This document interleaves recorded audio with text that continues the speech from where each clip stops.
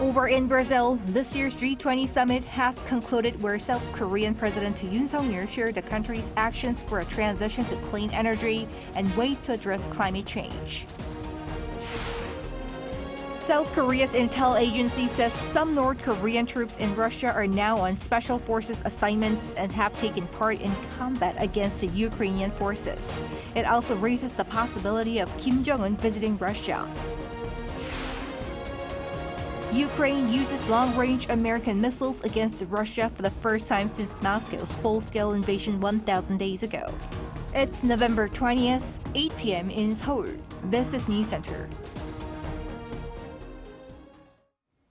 Thank you for joining us. I'm Yoon Min.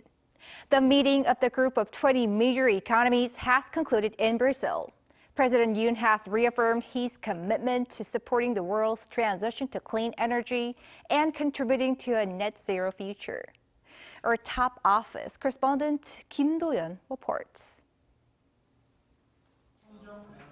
At the G20, world leaders choose either session 2 or 3 to make an address according to the session's topic, and President Yoon this year chose session 3 as its theme was Sustainable Development and Energy Transitions. Session 2 was held under the theme Global Governance Reform.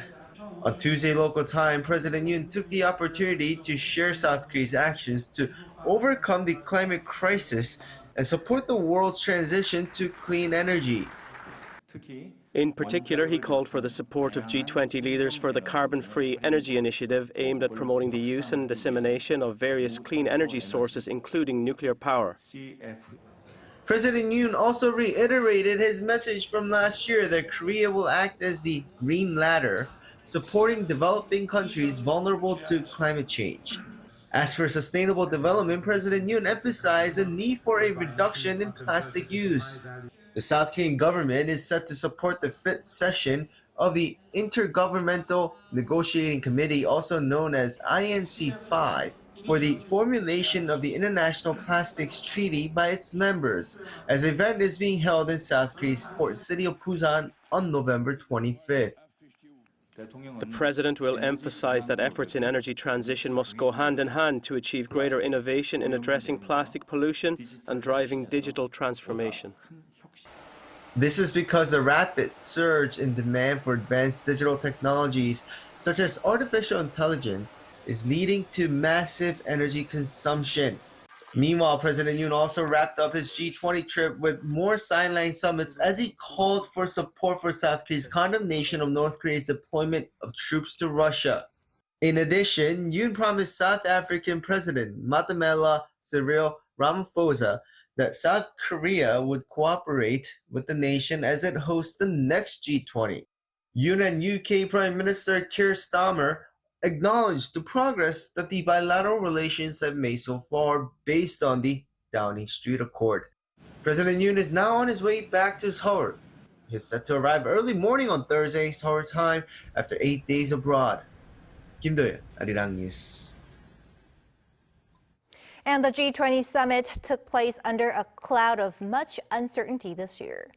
President-elect Donald Trump is returning to the White House with tougher tariffs, and Russia continues its invasion of Ukraine involving North Korean troops. Kim Jong-sil has more.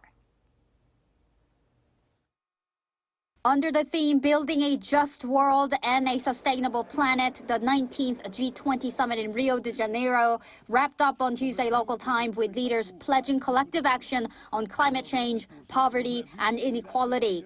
Global trade took center stage, with members reaffirming their commitment to a fair, open, multilateral system amid rising protectionist sentiments expected under the Donald Trump administration's second term.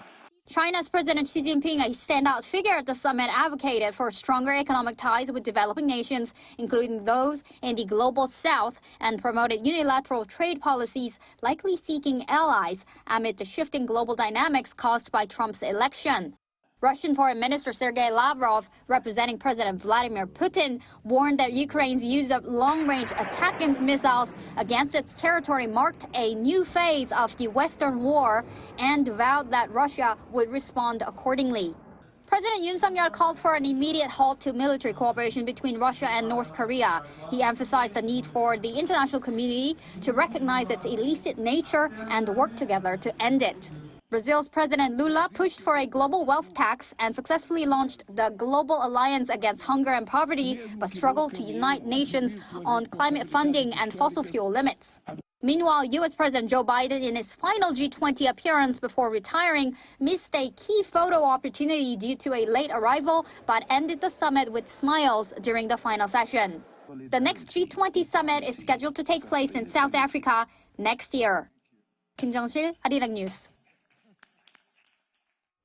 In other news, South Korea's National Intelligence Agency has updates on the developments of North Korean troops in Russia, as it also brings up Kim Jong-un's potential visit to Russia.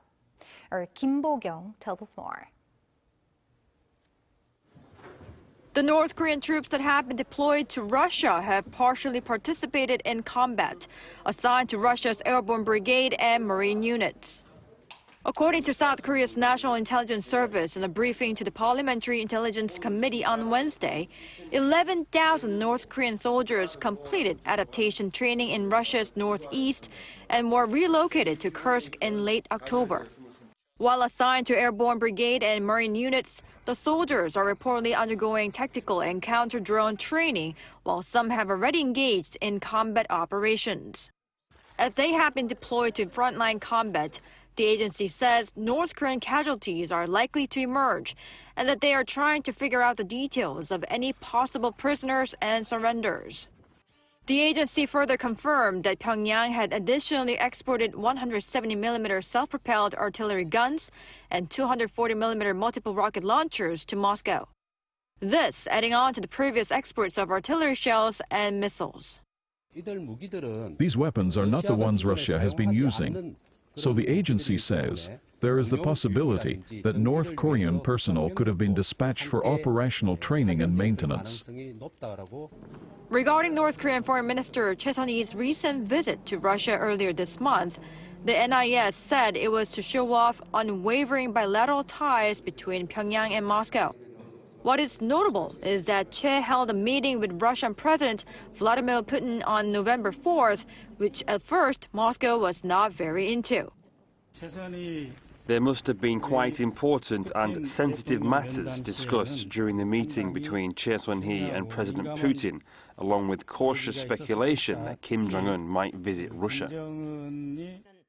The agency reportedly said it would keep a close watch on what weapons, equipment, or technologies Pyongyang may receive from Moscow. Kim Bo-kyung, Arirang News. The commander of U.S. Indo-Pacific Command, Samuel Paparo, believes North Korea has yet to secure atmospheric re-entry capability, a key technology for the reuse of intercontinental ballistic missiles. Admiral Paparo's remarks came on Tuesday during a forum hosted by the Brookings Institution in Washington, D.C. For North Korea to threaten the U.S. with an ICBM, the regime reportedly needs to secure a sufficient range along with re-entry technology, both of which have allegedly not been developed yet. However, the admiral points out North Korea's military cooperation with Russia may allow the regime access to critical technology to further advance its weapons capabilities, including submarine and missile propulsion technology. Turning to an escalation of tensions between Ukraine and Russia. Ukraine has launched U.S.-made long-range missiles into Russian territory following Moscow announcing its updated nuclear doctrine. Moon Hye-ryun has the latest. Ukraine has fired American-made long-range missiles at Russia for the first time, just a day after outgoing U.S. President Biden gave the green light for such weapons to be used. On Tuesday, the Russian Defense Ministry stated that Kyiv used 6 ATACMS, which stands for Army Tactical Missile System, against a military facility in the Bryansk region which borders Ukraine. They claim to have intercepted 5 and damaged the 6th. Ukraine, however, said the attack was successful and struck an arms depot around 70 miles inside Russian territory. Regardless of the attack's outcome, the event is significant as it marks the first instance of Ukraine using Western-provided long-range weapons to strike Russia's mainland.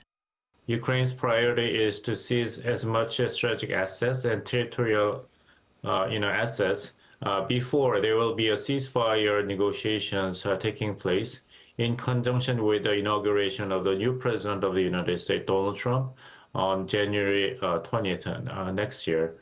Following the approval of Ukraine's use of ATACMS, Biden has also authorized anti-personnel landmines in another effort to provide aid to Kyiv, according to a report from the Washington Post on Tuesday.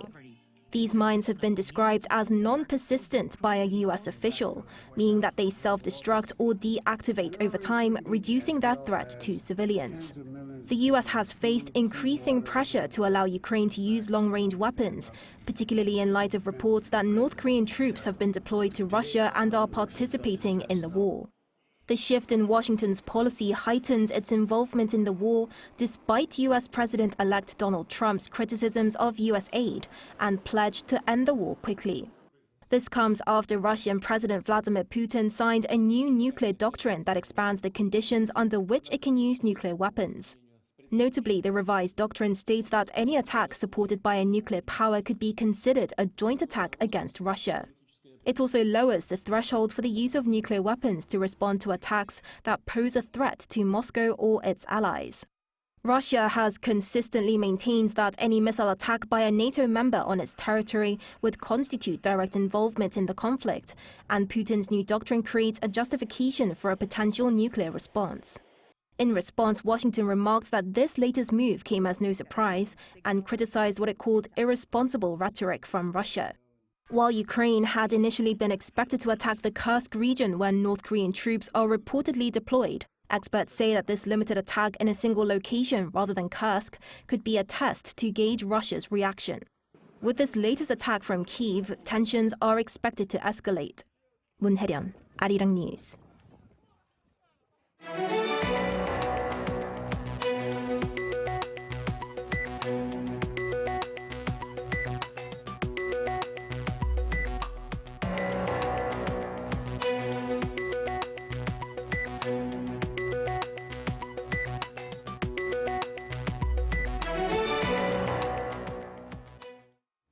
The International Monetary Fund has lowered its economic growth forecast for South Korea to 2% next year, citing weak demand at home. It's down by 0.2 percentage points from its earlier projection. The IMF says the country needs strong economic policies amid downside risks and greater efforts to deal with the shrinking workforce amid Korea's aging population. According to the finance ministry here, the comments were shared during the regular bilateral discussions that began on November 7th for roughly 2 weeks. Producer prices dropped in October, retreating for the third month in a row. According to the Bank of Korea on Wednesday, prices were pushed lower by a substantial decline in agricultural product prices, which plunged over 10% on months. The overall producer price index fell 0.1% from September's 119.16. On year, October's index is up 1% given the higher global oil prices. In the U.S., President-elect Trump has named the billionaire investor and veteran Wall Street corporate leader Howard Lutnick as his Commerce Secretary to lead tariff and trade agenda. Lee Seung-jae has the details. Higher tariffs and tighter trade policies are expected under the second Donald Trump administration come next January. With a lot of attention on who's going to help the U.S. president-elect lead the agenda, Trump on Tuesday tapped Cantor Fitzgerald CEO Howard Lutnick as his Commerce Secretary. Trump issued a statement saying Lutnick will lead the new administration's tariff and trade agenda with additional direct responsibility for the Office of the United States Trade Representative. He added that as the co-chair of the Trump-Vance transition team, Lutnick has created the most sophisticated process and system to help create the upcoming administration. Lutnick has an extensive career on Wall Street, having joined the American financial services firm Cantor Fitzgerald in 1983 and quickly becoming the company's president at the young age of 29. However, on September 11, 2001, when terrorists attacked the World Trade Center, the firm lost 658 of its 960 New York-based employees. Lutnick is on the board of directors of the National September 11 Memorial and Museum and has long built his company to honor those lost in the tragedy and support their families. Next on the agenda for President-elect Trump is choosing his nomination for the Treasury Secretary. Trump is set to meet two key figures running for the position at Mar-a-Lago this week. Kevin Warsh, formerly the youngest person appointed to the Federal Reserve Board of Governors, and Mark Rowan, the CEO and co-founder of private equity giant Apollo, will meet Trump for an interview. Reports say that Trump's transition team is demanding the candidates promise to focus on the campaign promise of raising tariffs. The Secretary of the Treasury will be another key position under the incoming Trump administration, as they play a key role in designing U.S. economic policies such as trade, taxes, and banking regulations. Lee Seung-jae, Arirang News. Over in Japan, a memorial service to remember workers in the former gold mines on Sado Island will be held this Sunday after months of debate. Eyes are on how Japan will honor Korean victims who were forced to work under harsh conditions at the controversial mine. Our Foreign Affairs correspondent, Pei-Ji explains. The gold mines located on the island of Sado off Japan have long been at the center of historical disputes between Seoul and Tokyo, as it's a place where thousands of Koreans were forced to labor during Japan's colonial rule from 1910 to 1945. In July, Japan managed to register the controversial gold mines on the UNESCO World Heritage Site. At first, South Korea strongly protested against Japan's push to list the mine, but later accepted Japan's promise to reflect the mine's full history, including the abuse of Korean laborers. Upon listing, Japan promised to first install a new exhibition near the mines that features the severe conditions the Koreans had to work in, and second, to hold memorial services at the site annually to remember all the laborers that worked at the Sado Island gold mines. The two countries initially aimed to hold this memorial ceremony in July or August, but were unable to reach an agreement.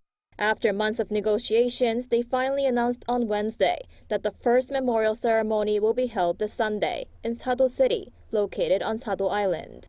Japanese government officials, as well as local authorities and civic groups, will take part in the ceremony.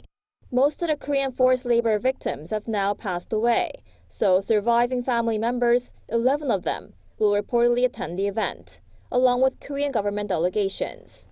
The government here said it will continue to support the families who wish to attend the ceremony that will be held each year, but there are doubts as to whether Japan is willing to sincerely remember the victims' hardships at the event.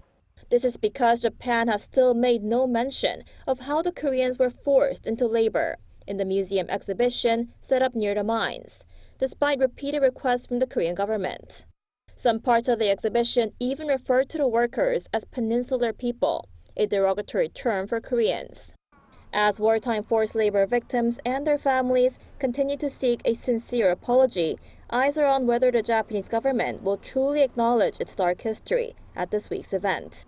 Pei-Ji, Arirang News. A conference aimed at aligning global efforts in the management of human resources in public services took place here in Seoul as regional countries look to South Korea for its related strategy. Shin Ha-young has more. The administrative environment is becoming more complex, partially due to rising retirement rates in the public workforce sector amid aging populations. While this creates opportunities to bring in new talent, it also poses a recruitment challenge for governments to make public service attractive. That's according to Yoon Blundell, head of the Public Management and Budgeting Division of the OECD, during the Asia Public Service Network Conference on Wednesday. Under the theme of the future of public service, managing people to transform government, the conference also featured an MPM-OECD joint study report. One of the key takeaways is that there are so many opportunities, so many things that governments can do beyond simply looking at salaries to improve the attraction and retention of their employees. And I think it's in a really exciting position to be able to do a whole range of things that change the way that public servants work and that make them want to work longer and harder for their administration. Regarding the attraction of top talent to the public service sector, Minister of Personnel Management Yoon Won-jung highlighted two key strengths of South Korea. South Korea's strengths lie in its fair and transparent recruitment system and performance-based personnel management. By offering various incentives, we aim to help public officials find satisfaction in their work, grow their expertise, and enhance national competitiveness and government productivity. The Asia Public Service Network was launched by South Korea in the OECD last year as a cooperative mechanism to align efforts in human resources management and has since shared Seoul's best practices with other countries. South Korea and the OECD have been working together to share South Korea's best practices, including its digital human resources management system, with other countries. Starting next year, the National University of Mongolia will introduce a course on Korea's personnel administration. Vietnam, Cambodia, and Mongolia are also interested in benchmarking Korea's recruitment and training systems, and we are supporting these efforts, further expanding international cooperation. Celebrating its 10th anniversary this year, the Ministry of Personnel Management says it aims to bring real changes in the civil service that the public can truly experience. 신하영, Arirang News. The labor union of Seoul Metro, which operates subway lines 1 to 8, launched a work-to-roll slowdown protest on Wednesday. This entails intentionally driving metro trains slower than usual, leading to inconvenience for passengers. Seoul Metro's labor union held a press conference on Tuesday and announced its demands, such as a wage hike and the withdrawal of a single attendance system amid restructuring efforts. The union plans to go on a full-scale strike in early December if the demands are not met. The Korean Railway Workers Union began a similar protest earlier this week, causing delays to several metro lines. The former CEO of Adore, Min Hee-jin, is officially leaving the agency and its parent agency, HYBE. In a statement on Wednesday, Min announced her resignation as an internal director at Adore and the termination of the shareholder agreement with HYBE. Throughout the dispute, Min has emphasized her efforts to protect new genes within the company. Ongoing for over 7 months, the conflict began when HYBE accused Min of attempting to seize control of the label, a claim she refuted, saying she was being framed by HYBE. She also reaffirmed her commitment to holding HYBE legally accountable for alleged illegal activities, signaling that her fight is far from over.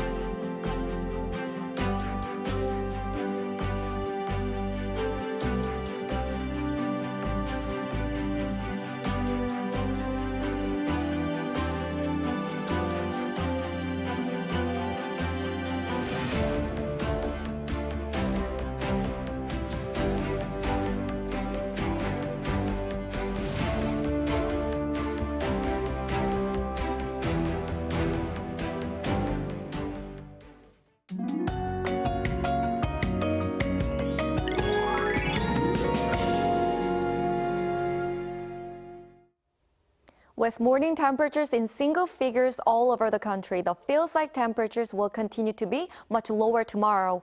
Mild temperatures of 14 degrees Celsius will prevail for the daytime in Seoul.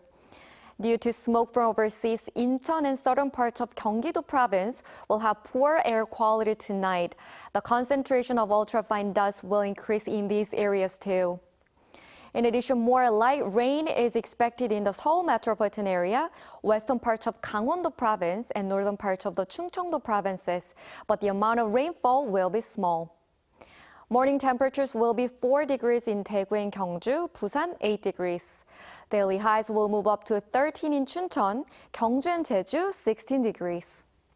Rain or snow is forecast in the eastern parts of Gangwon-do province this weekend. That's all for Korea. Here are the weather conditions around the world.